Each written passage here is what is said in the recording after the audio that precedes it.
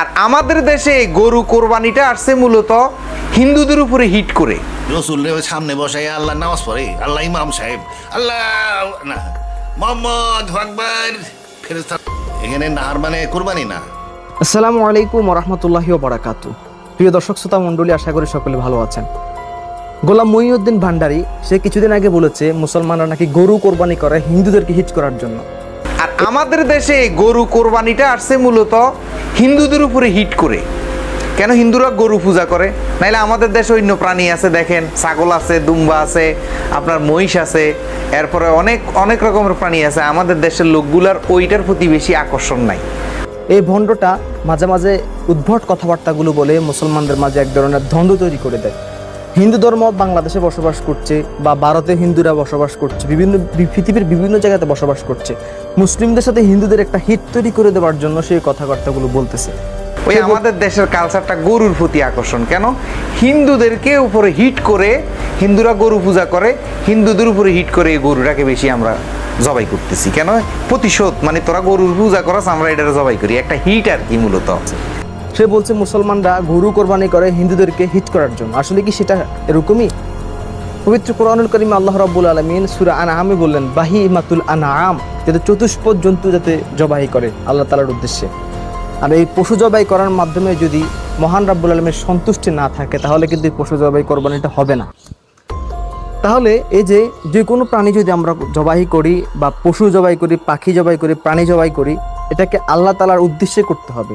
অর্থাৎ যেটা খাওয়া যায় হালাল প্রাণী, সেগুলোকে আল্লাহ তাআলার নামে জবাই করতে হবে। কোনো ব্যক্তির নামে জবাই করলে এটা হারাম হয়ে যাবে, শিরক হয়ে যাবে। তাহলে এই গোলাম মঈনুদ্দিন ভান্ডারী সে বলল হিন্দুদের সাথে একটা দ্বন্দ্ব তৈরি করে দেওয়ার জন্য মুসলমানরা গরু কোরবানি করে। আবার সে বলল রাসূল কারীম সাল্লাল্লাহু আলাইহি ওয়াসাল্লাম কখনো কোনো কোরবানি করেন নাই। সে কথাবার্তাগুলো জাকারিয়া কামাল একজন কোরআন থেকে কথাবার্তা বলে, সায়েন্টিফিক তাফসির একটি গ্রন্থ লিখেছে সে। এই গ্রন্থের লেখক সাবেক মেজর সম্ভবত সেনাবাহিনীর। ফাসাল্লিলি রব্বিকা মানে রবের সাথে যুক্ত হও, রবের সাথে যুক্ত হও তার ঝর্ণার মাধ্যমে, বা তার ঝর্ণার সাথে, রবের সাথে এবং তার ঝর্ণার সাথে যুক্ত হও। ঝর্ণা এখানে নাহার মানে কোরবানি না।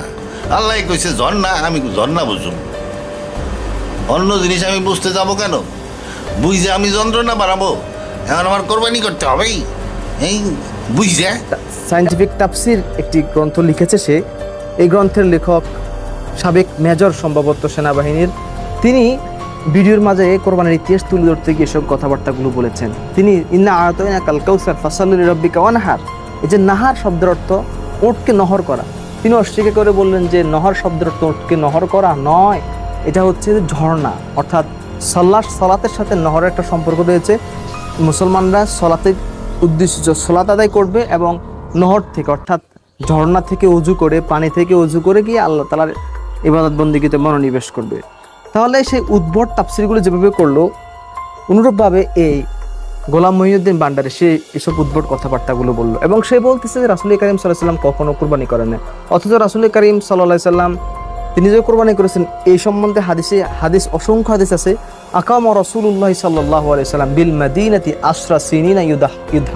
রাসূল কারীম সাল্লাল্লাহু আলাইহি ওয়াসাল্লাম যে মদিনাতে 10 বছর যতকালীন ছিলেন, সেই মদিনাতে তিনি প্রত্যেক বছর কোরবানি করেছেন। তা না 10টি বছর ছিলেন, 10টি বছরে তিনি কোরবানি করেছেন।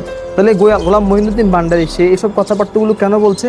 সে এসব কথাবার্তাগুলো বলছে হিন্দুদের মাঝে এক ধরনের জনপ্রিয়তা তৈরি করার জন্য। মাঝে মাঝে মাজারে সেজদা করা, মাজারের পূজা করা, কিংবা মন্দিরের যে মূর্তির কাছে চাওয়া, এই বিষয় সম্পর্কে সে মাঝে মাঝে উদারতা প্রকাশ করে।